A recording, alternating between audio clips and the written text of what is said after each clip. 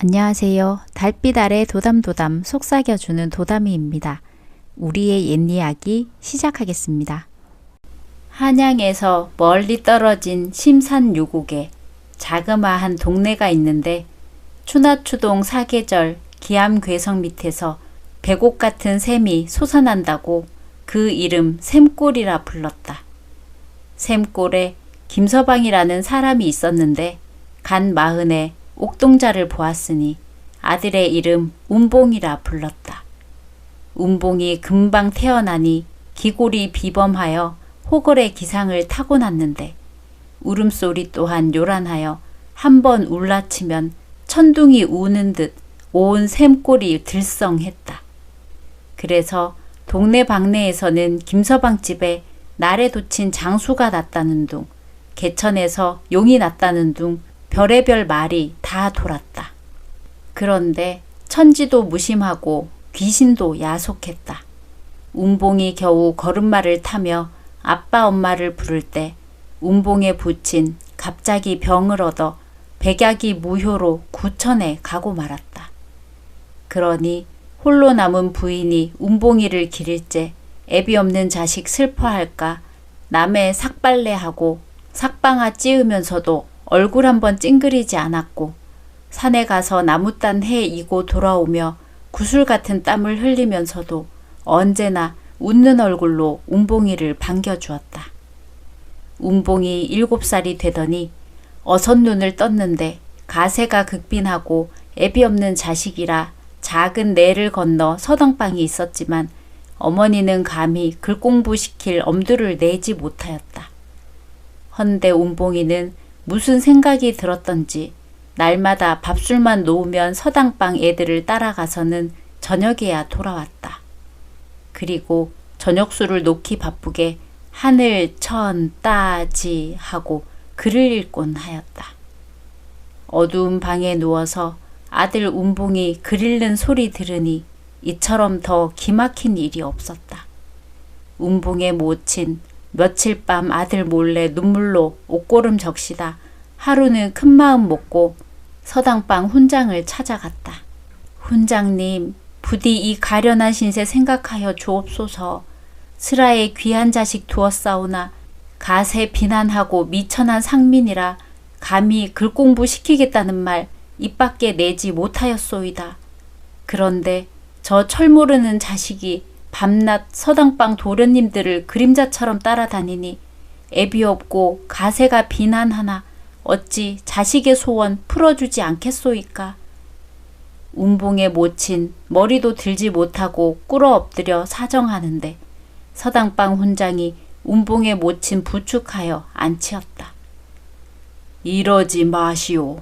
내 글 배우겠다는 애들을 밖으로 내쫓고야 어찌 훈장이라 하리오. 벌써 전에 운봉이 글방에 와 글공부하도록 윤허하였으니 마음 놓고 돌아가시오.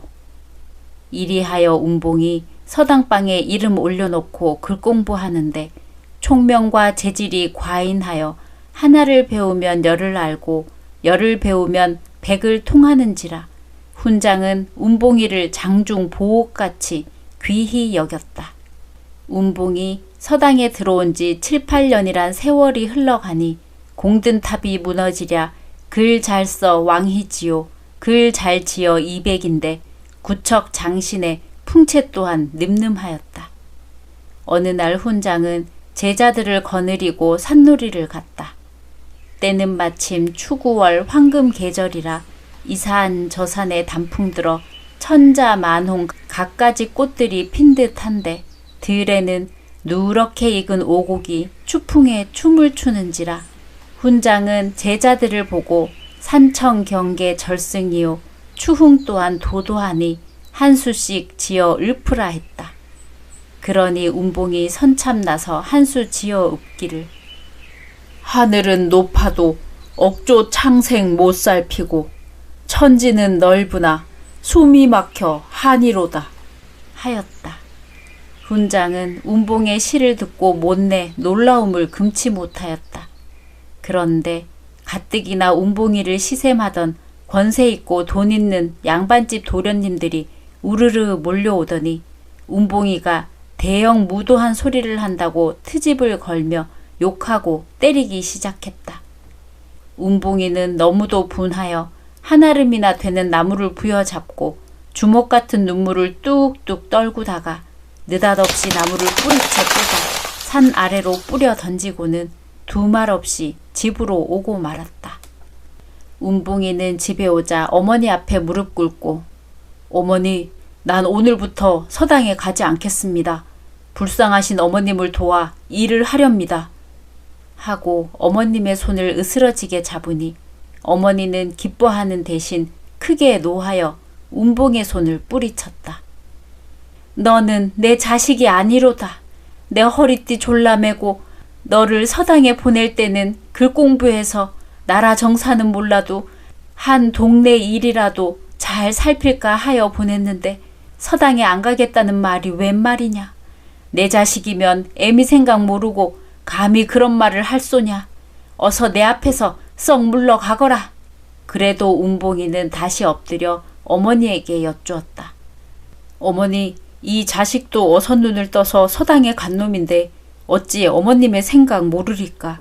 하오나 양반 쌍놈이 하늘과 땅 같은 세상에 과거 한번 못 보겠으니 더 배운들 어찌 어머님의 뜻을 이루오리까. 어머니, 제발 아들의 마음 굽어 살펴주옵소서. 운봉이 이렇게까지 사정하는데 모친인들 어이하랴. 어머니는 더는 다른 말 하지 않고 저녁때가 되어 밥을 지었고 운봉이는 어머니를 도와 부엌에서 불을 뗐다. 그런데 운봉의 모친 쌀을 가마에 일어앉히며 불 때는 아들을 내려다 보니 운봉이 나무를 부엌 아궁이에 집어넣는데 곧은 나무를 엿처럼 쭉 당겨 늙어서는 뚝뚝 끊어 넣는 것이었다. 어머니는 그만 깜짝 놀랐다. 그제야 어머니도 비로소 아들이 역발산 항우와 같은 힘이 장사라는 것을 알게 되었다. 이때로부터 운봉이는 어머니를 도와 집안일을 하며 동네 일까지 도와 나서는데 입가진 사람치고 칭찬하지 않는 이가 없었다. 나무 근심하던 운봉의 집 마당에는 밤을 자고 나면 나뭇가리가 집보다 더 높이 쌓였고 우차가 없는 운봉의 집이었건만 가을이면 하루 이틀 사이에 덩실한 낯가리가 솟아났다.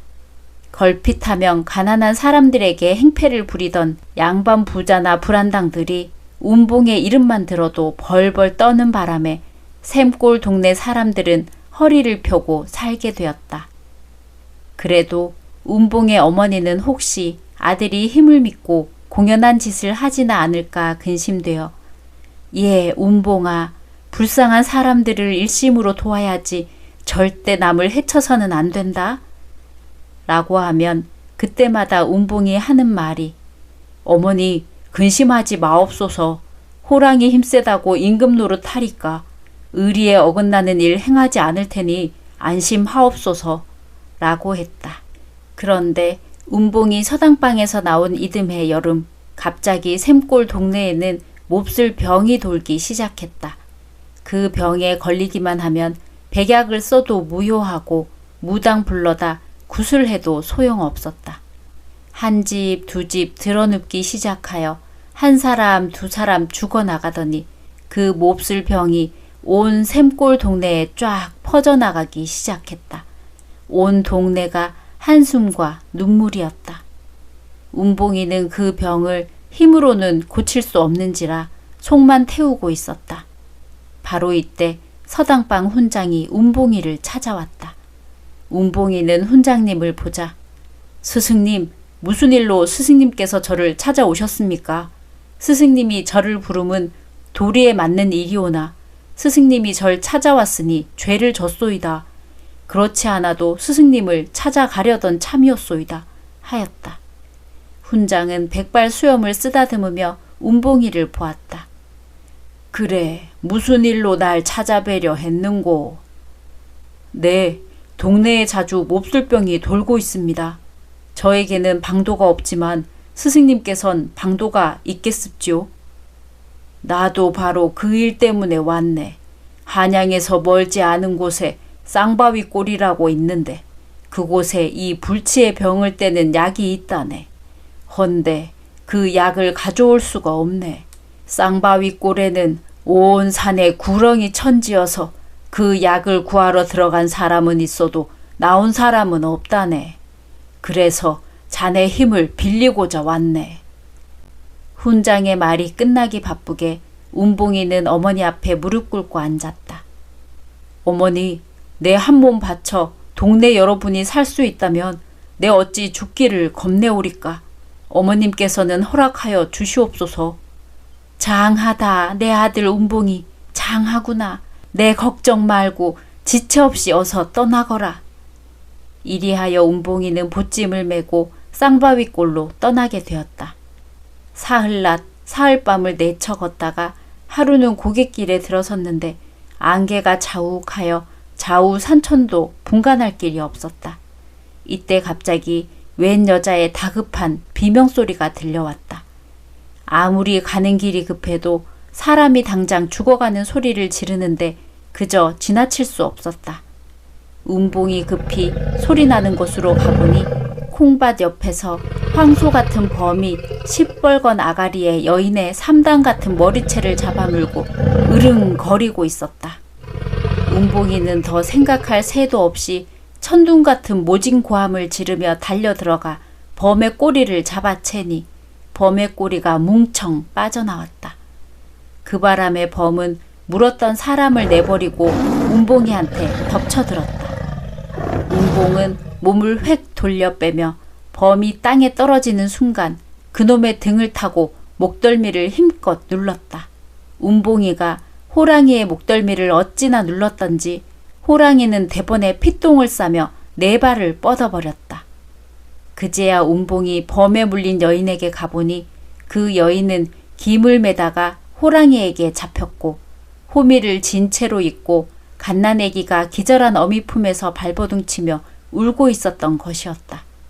운봉이는 우는 아기 품에 안고 기절한 여인 등에 업고 인가를 찾아 다름질쳤다. 운봉이 멀지 않은 곳에 인가가 있는 것을 보고 오금에 불을 일구는데 마침 한 농부를 만났다. 여보시오 농부, 이 부인이 네 집 부인이고 이에 네 집 애인지 모르겠소? 그 농부가 어린애와 부인을 보더니만 아이쿠 이게 웬일이냐면서 풀썩 주저앉아 통곡하였다. 여보시오 농부, 앉아서 울고 있으면 무엇하오. 어서 부인이나 구하시오. 내 갈 길이 바빠 더 돕지는 못하오. 콩밭에 가면 내가 잡은 범이 있으니 가죽을 벗겨 팔면 부인의 병구하는 될 것이오. 자, 나는 가오. 운봉이 말을 마치고 떠나려 하니 농부가 운봉의 옷자락을 쥐고 놓지 않았다.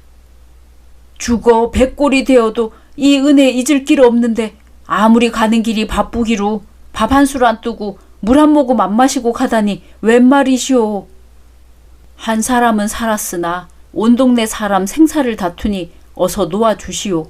그러면 성함 척자라도 남겨주소. 이후에라도 내 머리 뽑아 신삼아 올리리다. 농사 짓는 시골 사람에게 성함이란 당치 않소. 부디 부인 병구한 잘하고 어린 자식 곱게 키우시오.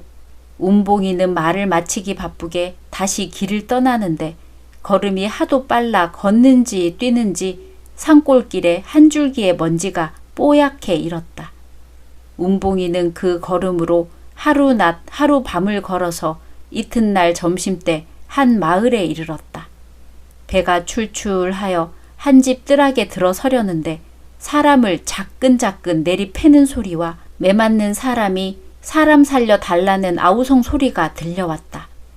듣지 못했으면 몰라도 듣고서는 차마 그저 지나칠 수 없었다. 운봉이 뜰락에 들어서니 머리에 갓을 쓴 녀석들이 20 먹은 총각을 잡아 패는데 한 놈은 총각의 머리채를 감아쥐고 사정없이 볼을 치고 한 놈은 툭 삐져나온 눈을 부라리며 몽둥이 찜질을 하고 있었다. 매맞은 사람은 사람 살려달라고 모진 소리를 지르고 다리 병신 늙은 애비는 새 발걸음으로 기어나와 자기를 대신 죽여달라고 애걸하고 집안에서 병석에 누워 일어나지도 못하는 애미는 두 손으로 허공을 허비다가 가슴만 쾅쾅 치는 것이었다.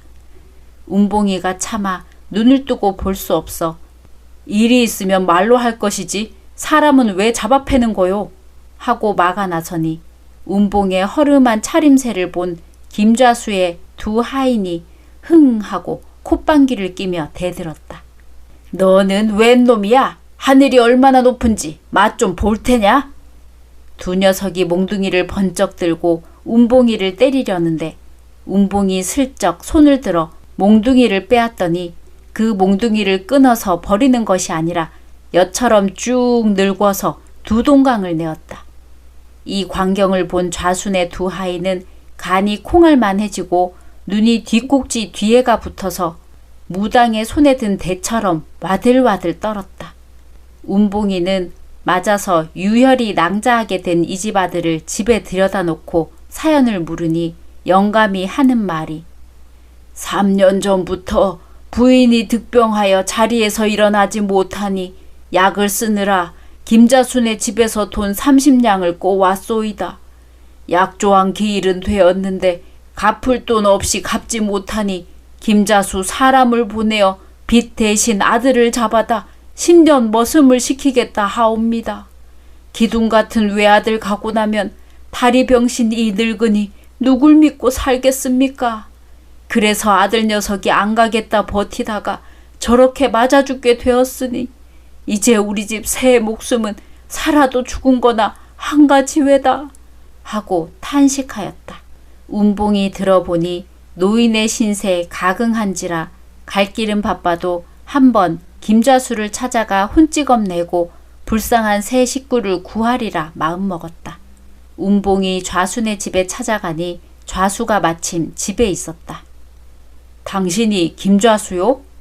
운봉이 묻자 김좌수 운봉의 차림새를 보더니 펄쩍 뛰었다. 너 이놈 어디서 온 놈이기에 그 말본 새냐? 저 녀석을 정신들게 내 앞에서 곤장을 안겨라. 그러나 두 하인은 운봉의 맛을 보았는지라 그저 서서 와들와들 떨기만 했다. 그러자 좌수가 몽둥이를 번쩍 치켜들었다. 이때라 운봉이 허허 웃으며 몽둥이를 잡아채어다 엿가락 늙으듯 쭉 늙어 팽개치니 좌수는 깜짝 놀라 선자리에 굳어져 버렸다. 좌수 양반, 내가 누군지 알고 싶소? 난 바로 샘골에 사는 운봉이요. 김자수도 풍편에 샘골 운봉이 역발산 항우도 필적할 만한 힘장사라는 말을 들었는지라 더구나 기절초풍하였다.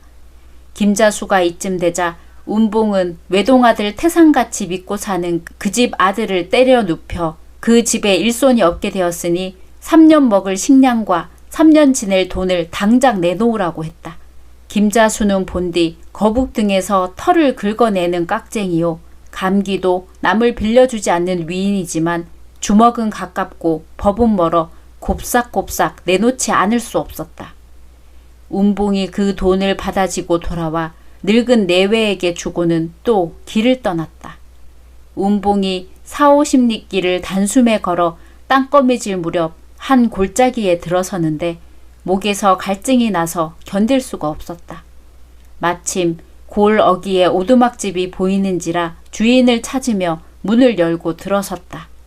그런데 집 안에는 주인은 없고 15살나 보이는 처녀가 머리를 풀어 헤치고 누워 호공에 손질하며 어머니 물 하며 물을 찾고 있었다. 운봉이 입술이 말라 터지고 코 밑에 제가 앉은 처녀를 가긍히 내려다보다가 집에 또 누가 없나 살펴보니 아무도 없었다. 그래서 자기가 물을 떠줄 수밖에 없는데 정작 물을 떠주자니 물을 먹다 죽을 것 같고 안 떠주자니 당장 목이 타서 죽을 것 같았다. 운봉은 잠깐 망설이다가 그래도 물 못 먹고 죽는 이보다 먹고 죽는 게 나을 것 같아 바가지에 찰찰 물을 떠서 처녀의 머리를 받쳐들고 물을 먹이었다. 처녀는 입가에 바가지가 닿자 꿀꺽꿀꺽 단모금에 한 바가지 물을 다 마시더니 또 물 하고 물을 찾았다. 운봉이는 또 한 바가지 떠다 먹이었다. 처녀는 물을 2바가지나 받아 먹더니 속이 후련한지 쌕쌕 고르러운 숨소리를 내며 이내 잠들어 버렸다.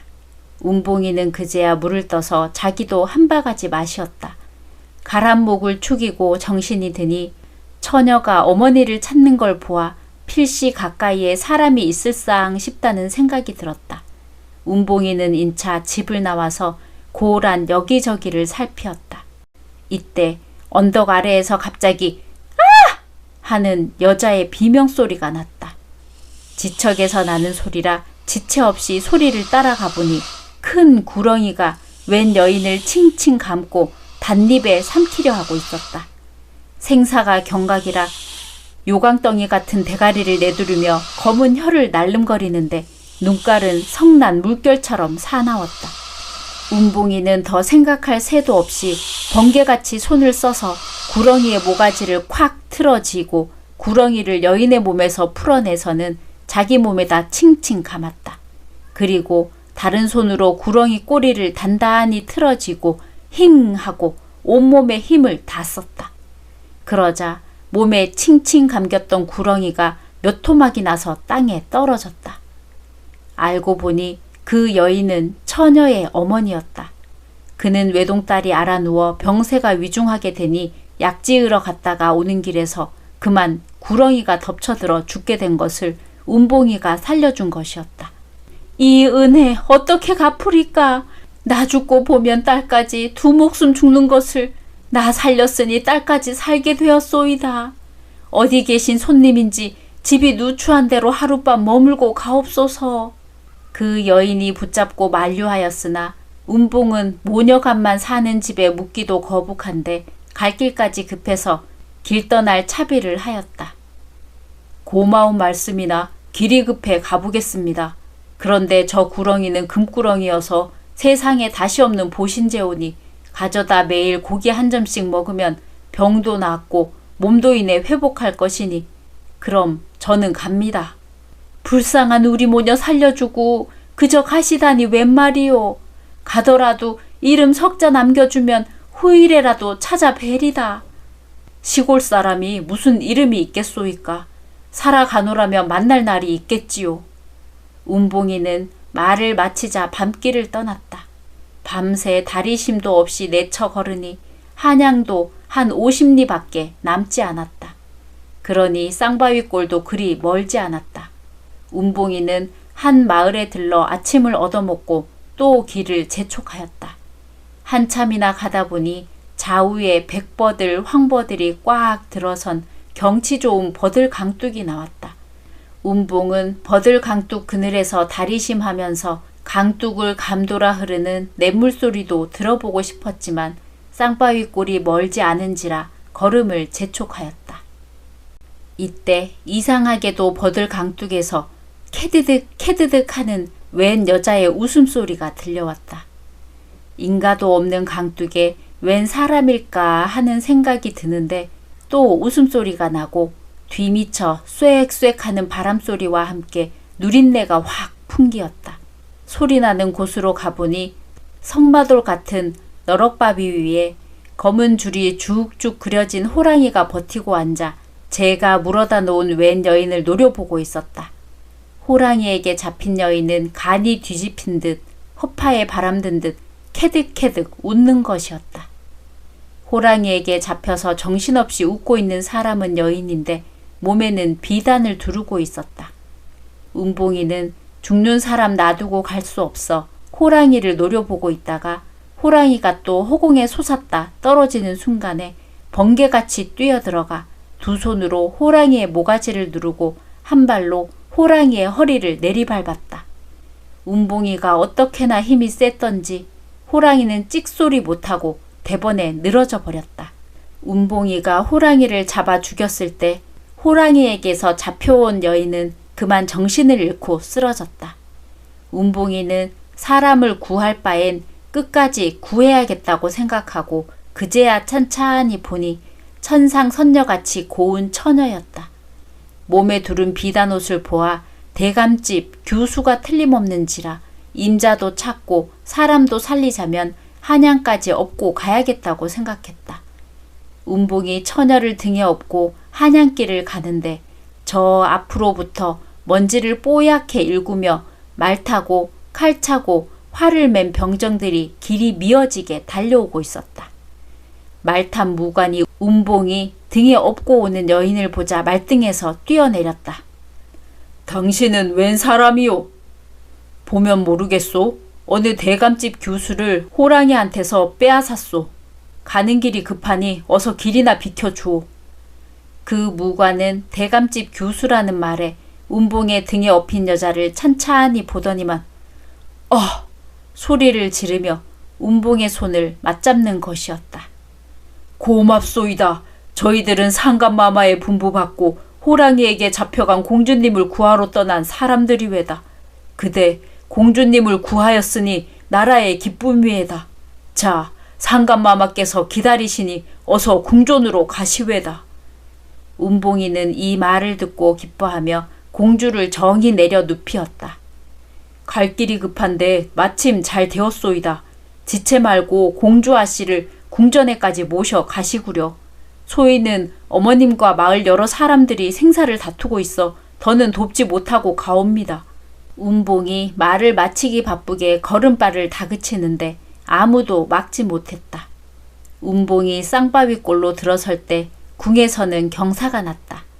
15야 밝은 달밤에 달구경하러 후원에 나왔다 담을 날아넘은 대호에게 잡혀간 공주가 구사일생으로 살아왔으니 온 궁안이 발칵 뒤집히는 판이었다. 임금은 죽은 줄로만 알았던 딸이 살아 돌아온 것이 꿈만 같은데 더구나 딸을 구해주고도 갈 길이 바쁘다며 연기같이 사라진 사람의 소행을 생각하니 고맙기가 한량없었다.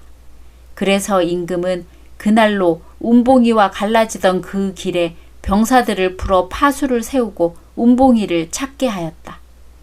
한편 운봉이는 쌍바위골 어귀에 이르렀다. 운봉이 험한 산세를 바라보며 서 있는데 어디선가 사람들의 말소리가 들렸다. 그래서 말소리를 따라가 보니 골 어귀에 자그마한 움막이 있는데 백발이 성성한 노인들이 앉아 있었다. 노인들은 운봉이를 보자 깜짝 놀라며 그의 앞을 막아 나섰다. 젊은이는 어디로 가는 게요? 쌍바위골로 약초 캐러 갑니다. 젊은이, 풍채를 보니 힘이나 쓸 것 같은데 쌍바위골에 못 가오. 거기엔 대망이 욱실거리는데 범 같은 장사도 못 당한다오. 대망이란 놈은 대가리가 물동이만큼 크고 몸뚱아리가 물독처럼 실해서 사람을 통째로 삼키는 바람에 이곳에 들어간 사람은 있어도 나온 사람은 없소. 우리도 아들을 이 골 대망에게 잃고 여기 와 있소. 제 자식은 죽었지만 남의 자식 죽는 걸 가만히 눈뜨고 보겠소. 그래 우린 늙은 것들이 골 어귀를 지키며 들어가는 사람들을 말리는 것이니 부디 노인들의 말이라 흘려버리지 말고 들어주오. 백발이 성성한 노인들이 이렇게까지 말하며 막아서는데 운봉이 그저 뿌리치고 지나갈 수 없었다. 어르신들 고맙사옵니다. 하오나 어머님이 병석에 누워 계시옵고 마을 여러분이 생사를 다투고 있사온데 어찌 제 한 목숨 아끼오리까. 어르신들 저는 가옵니다. 운봉이 이렇게 말하고 쌍바위골 산에 접어드는데 불시에 흑운이 몰려들더니 장대 같은 비가 억수로 쏟아졌다.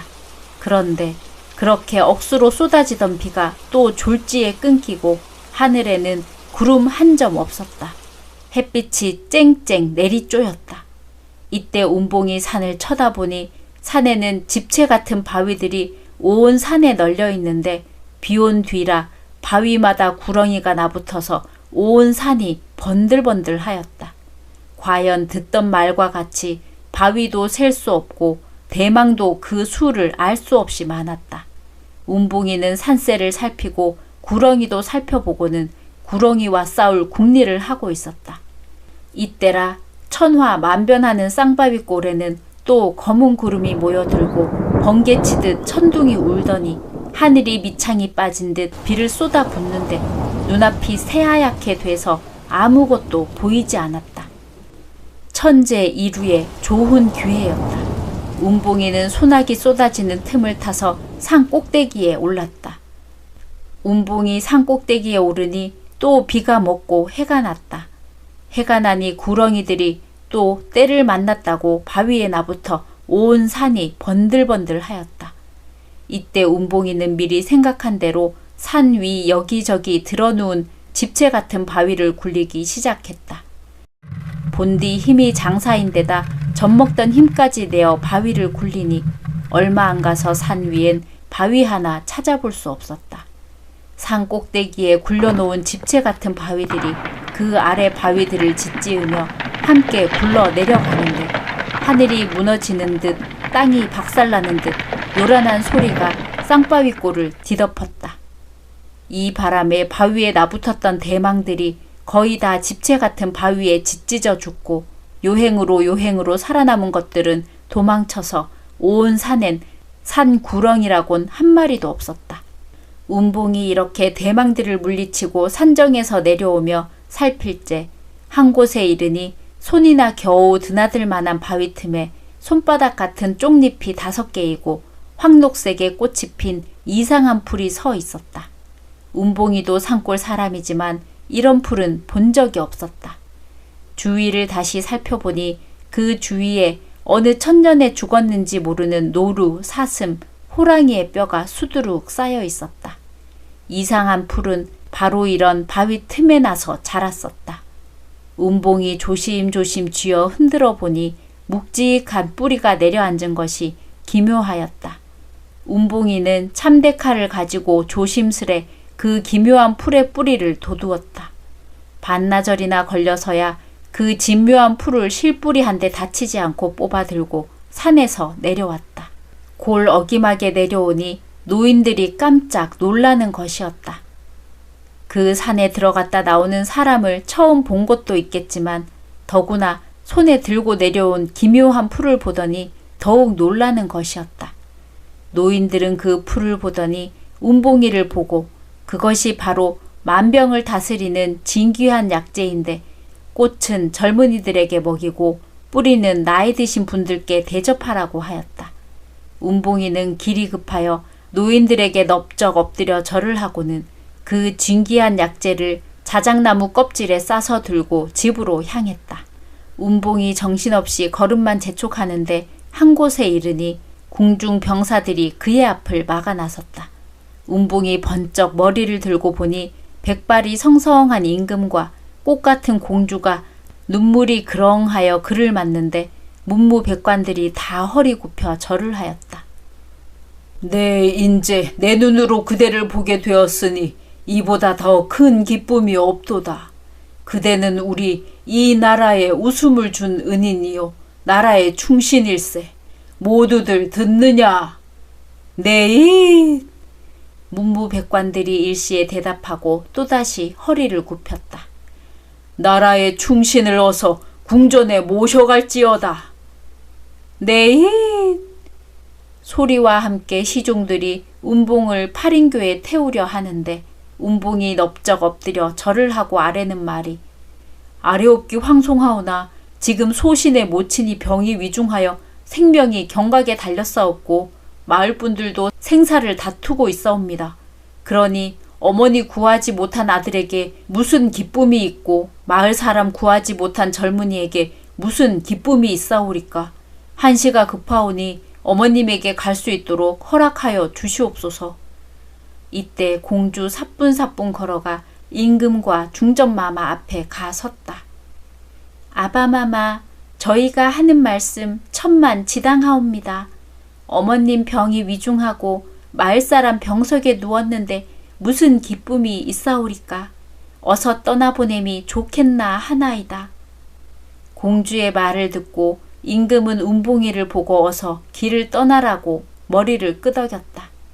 그러니 공주 달려나와 운봉의 손목 잡고 어머니 병 나으면 어머님 모시고 오라고 10,000번 당부하며 금덩이 새 덩어리를 운봉이에게 주었다.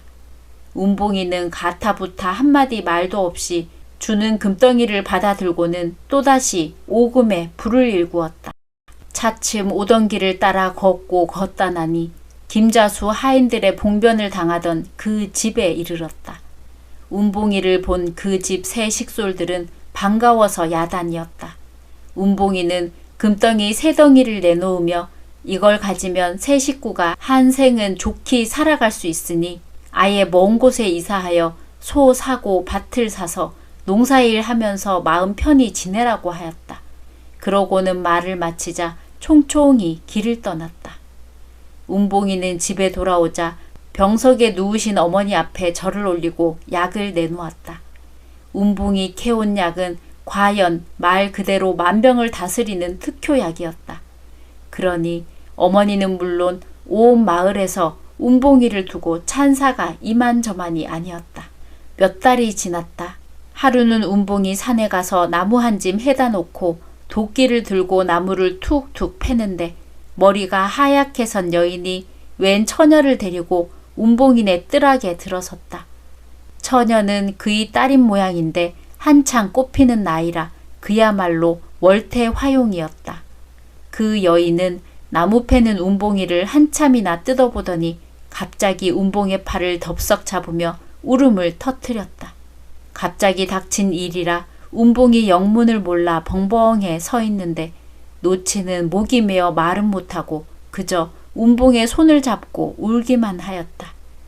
그러니 운봉이 하는 말이 어르신 무슨 일로 이렇게 슬피 우시나이까? 제가 도와서 될 일이면 선뜻이 나서겠으니 어서 말씀이나 하여 주시오.